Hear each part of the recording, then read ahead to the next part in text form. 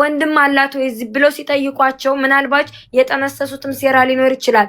አዎ የኛው ናት ሲያረዷቸው ራሱ ግዴታ ተመልሰን እህታችንን ቀብረን ነው መሄድ አለብን ብለው እንኳን ተመልሰው እህታችንን እናያት እንኳን አላሉም።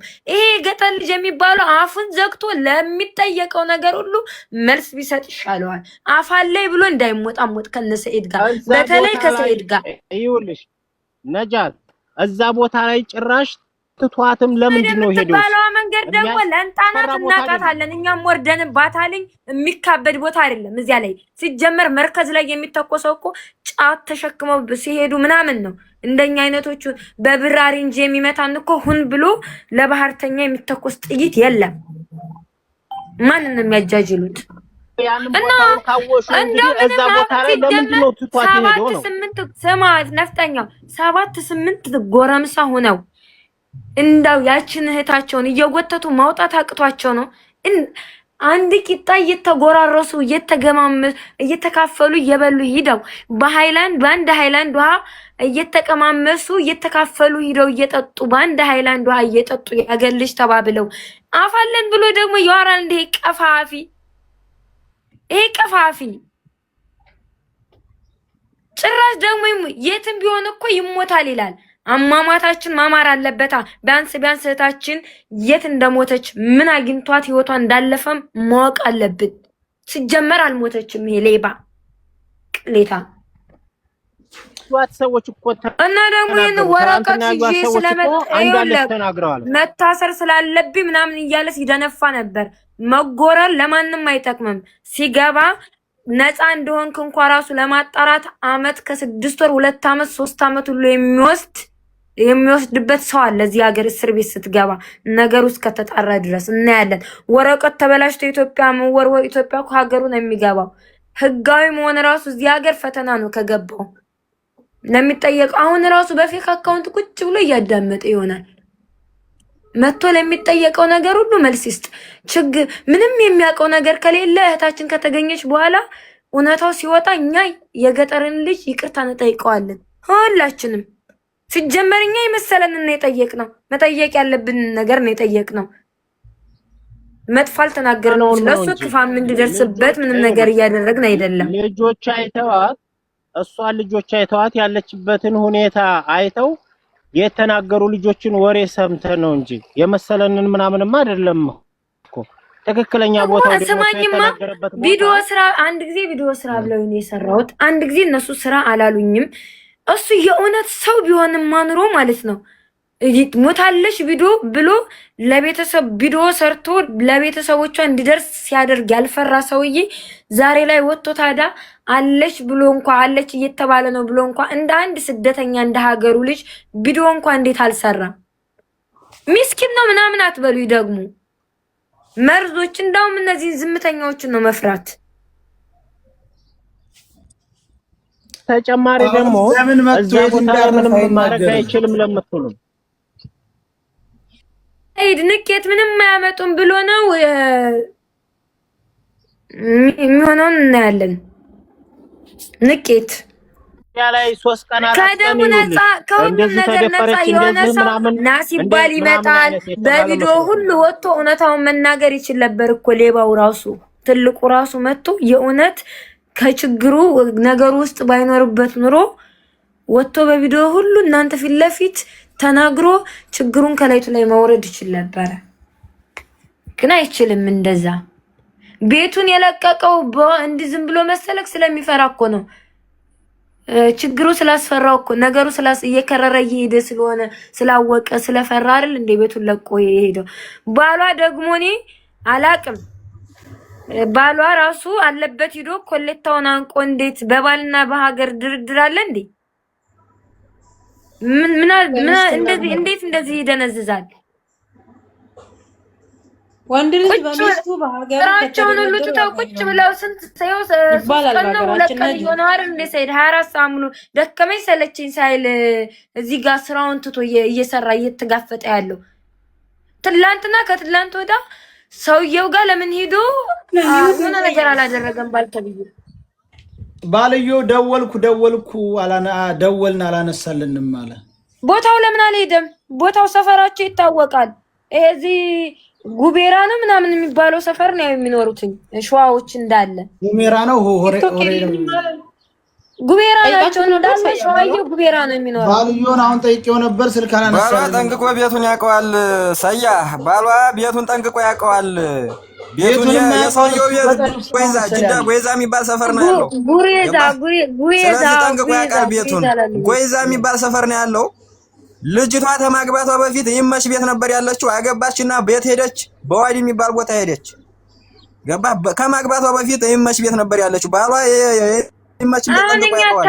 ተረት ማውራት ምንም አይጠቅም። ነፍጠኛ ተረት ማውራት አሉሽ ይኸው 3 ቀን ሊሞላቸው ነው። ቁጭ ብለ 24 ሰዓት ሙሉ እነ ሰኢድ መደረግ ያለበት ነገር ይደረግ። አባቷ ራያ ድረስ ሂዷል አይደል? አሁንም በነ ገጠር ልጅና በዋናው ሰውዬ ቤተሰቦች ላይ በዘመር ተብዬዋ ሴቲቱ እንኳን አታያትም እንደ ስጋዋን ደሟን በወንድ ቀይራትኝ። ምን በባዳ መፍረድ ይከብዳል እንዴ? ዘመዷ ምን እያለች እንደነበር አልሰማችሁም እንዴ ቅድም?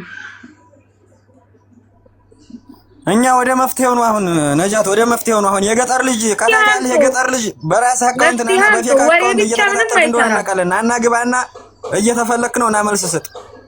ሌላ ነገር ያስፈልግም። የገጠር ልጅና ሸር አድርጉለት ይምጣና እሱ ይናገር። አቡፋኑ እየፈለገው ስለሆነ ለሱ ቃሉን የሚጠይቀውን ቃል ለሱ ይመልስ ማለት ነው።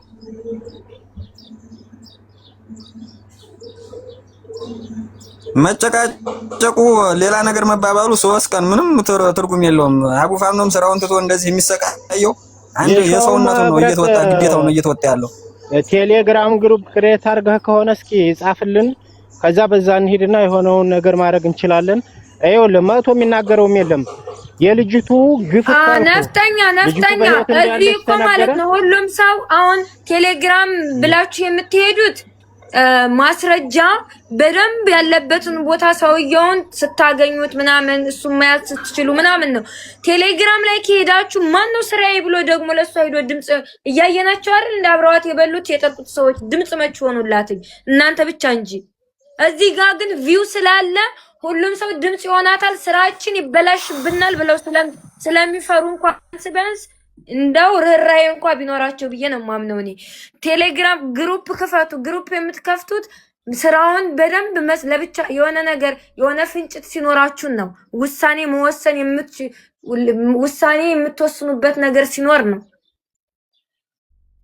እንደዚህ ግሩፕ እኮ ቴሌግራም እያልን ያለነው እኮ ቴሌግራም እያልን ያለነው እኛ የራሳችንን ስራ የግላችንን ስራ ለመስራት ነው። የግላችንን ስራ ለመስራት ነው እኛ ቴሌግራም ያለነው። ስለቤተሰቡ አድሬስ የሚያውቁ ሰዎች ስላሉ ያን ነገር በደንብ አድርገው እስከ ቤት ቁጥሩም ሊናገሩ ስለሚችሉ እዛ ጋር የሆኑ አካሎች ምናምን እሺ ግሩፑን ክፈቱ አይከፋ መረጃ ምናምን ትቀበላላችሁ። ከቲክቶክ ላይ ግን መጥፋት የለባችሁም። መጨረሻው እስከታወቀ ድረስ ማንም ስራዬ ብሎ ሰርች አድርጎ ግሩፕ ላይ ሄዶ ድምጽ ሊሆንላት አይችልም። ወደ መፍትሄው ሲሉ አይውልሽ ነጁ ወደ መፍትሄው ሲሉ መፍትሄኛ መላጫ አንስብም። አሁን ወደ መፍትሄው ምን ሄደው አንደኛ እዚህ ሶሻል ሚዲያ ላይ ተጠቃሚው ብዙ ሰው ስለሆነ መረጃ ያላቸው ሰዎች እንኳን ለማን መናገር እንዳለባቸው ግራ ገብቷቸው የተቀመጡ ሰዎችም ስለሚኖሩ ልክ ልጅቱ ትላንትና እንዳለች እንደተናገሩት ሰዎች ደግሞ የተሻለ መረጃም የሚያመጣ ሰው ሊኖር ይችላል። ሁሉም ሰው ሚዲያ ተጠቃሚ ነው። በቴሌግራም ያለው ግሩፕ ደግሞ የልጆቹን አድሬስ የቤተሰቦቻቸውን አድሬስ ምናምን ለማን ለእንዴት መሰጠት አለበት የሚለው ነገር ተመካክሮ አፋጣኝ እርምጃ እንዲወሰድባቸው ነው። ሶሻል ሚዲያም ላይ ደግሞ ያለ ነው የምንለፈልፈው 3 ቀን ሰኢድ ቢቀመጥ ቴሌግራም ቲክቶክ ላይ ሞታለች ተብሎ የተደመደመውን ነገር በህይወት እንዳለች አንድ ነገር መረጃ መጥቷል። እንደገና ነፍጠኛው አንድ ነገር ልንገርህ። ነፍጠኛው ብሎ ቪዲዮ ሲሰራ ግን ስንት ጎረምሳ እንደነበረ ታውቃላችሁ? ከዚህ ከገጠር ልጅ ጋር እኮ 8 ናቸው 9 ናቸው። አይታችኋል አይደለ? በግሩፕ ሲሰሩ እኮ አይተናል። አየሽ መጠየቅ ያለባችሁ የምናገረው ነገር ልናገርና ከዛም በኋላ ችግር የለውም።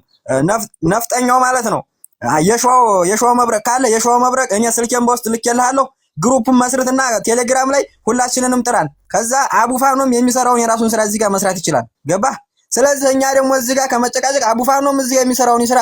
እኔም ስልኬን ልኬልሃለሁ በውስጥ ግሩፑን ስራና አንተ ነፍጠኛው ምን ይያዝና እዛ እኛ የምናቃቸው አመራሮች አሉ። ከነሱ ጋር ተደዋውለን የምንሰራውን ስራ አድራሻቸው ምናምን ተመካክረን እንጨርስ።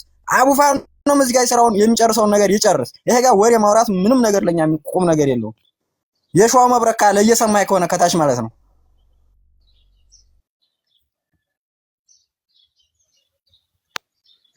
ሚውት ነህ አቡፋኖ ሚውት ነህ።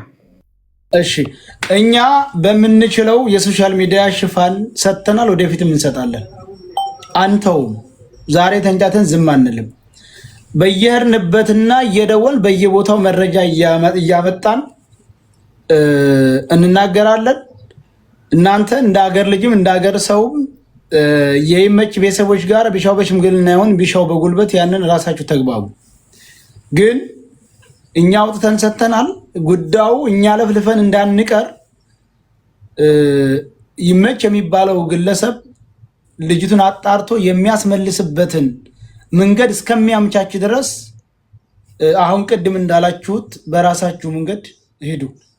እኛ ስራም ላይ ስለሆን ትላንትናም ዛሬም እንሆን ይመች የሚባለው ትላንትና የሰጠው ማብራሪያ እስከ ነገ ድረስ ነበር ቀጠሯችን። ምክንያቱም ሙታለች በሚለው ስለደመደመ ያንኛው ሄጄ ቪዲዮ ቀርጬ ቀብሯንና አካባቢውን እዤ እመጣለሁኝ ጊዜ ስጡኝ ብሎ ነበረ። ለዛም ሰተነው ለ3 ቀን ነበር የተቀጣጠርነው።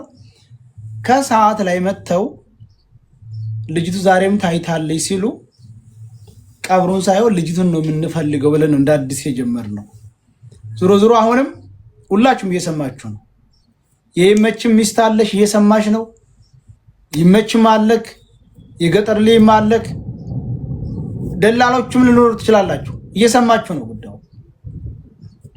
ዋናው እኛ ከሀላገር ካሉ ሰው ጋር አይደለም፣ ከዚህ ከጅዳ የሚልከውና የሚቀበለው ይመች ጋር ነው ጉዳያችን። ይመች ይሄንን ጉዳይ ሂዶም ይሁን ሰዎቹ ጋር አውርቶ ልጅቱ እንድትለቀቅ ማድረግ አለበት። ያንን ለማድረግ ደግሞ እንዳላችሁ በውስጥ ግሩባችሁን መስርቱ። እናንተ ተዋውቃላችሁ።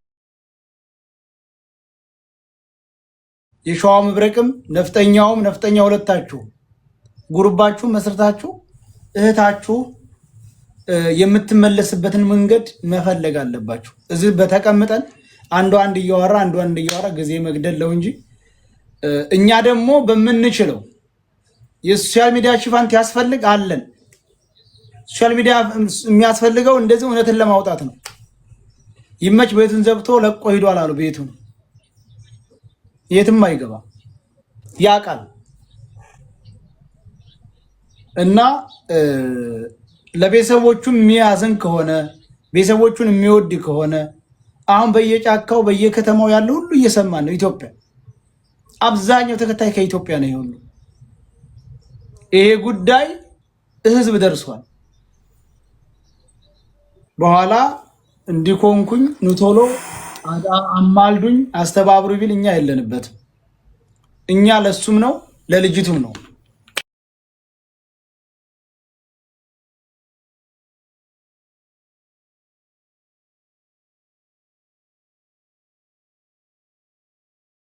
ሄሎ አሎ፣ አቤት ታየው፣ አቤት። ሰላም አለይኩም። ወአለይኩም ሰላም ወራህመቱላህ።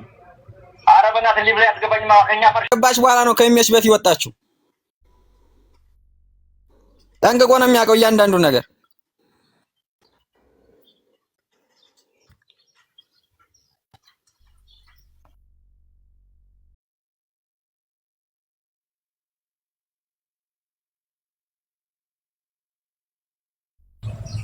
ቆይ እስቲ ከየት ነው አንተ? ደግሞ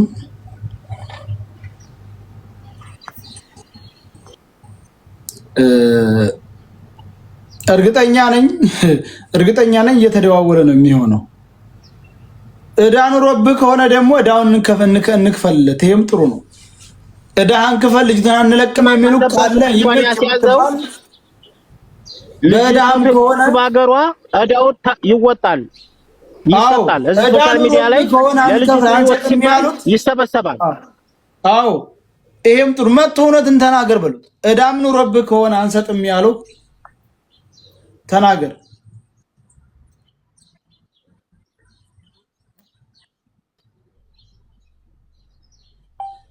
እኔ ጉብዝ ብር የበላኛል ላስመልስልኝ ይላል እህቴ። እንዲህ ስልኬ እንዳለ ጉብዝ ሰው ማሰቢያ ያለውም እንዴ እዚህ ውስጥ እያያችሁና አሁን ወላሂ ሰው ማን እንደዛ አላየክም እንዴ? ልጆቹን ስትለጥፋቸው ታነሳ 99 ሰው ልጁ ሲያምር ባሌ ነው ምናምን እያሉ ሴቶቹ እያፌዙ አላየክም? ኮሜንት ላይ የነዛ ልጆች ፎቶ ስትለጥፍ እነዚህ ቅሌታሞች ወረቢ በአይኔ በብረቱ አይቻለሁ። የማውቃት ልጅ እንዴት ነው የሚያምረው ባገባኝ ባሌ ነው ምናምን ነገር እንዴት ያምራል እያለች የእህታቸው ህይወት ሳያስጨንቃቸው ስለ ቁንጅና የተረገጠጣ ስለመሰለ ወንድ ደግሞ እንደዚህ ከባዶች ናቸው። በስደት ስትኖሩ በሰላም ውላችሁ በሰላም የማደራችሁን ዋስትና እንኳን አታውቁም እናንተ ቅሌታም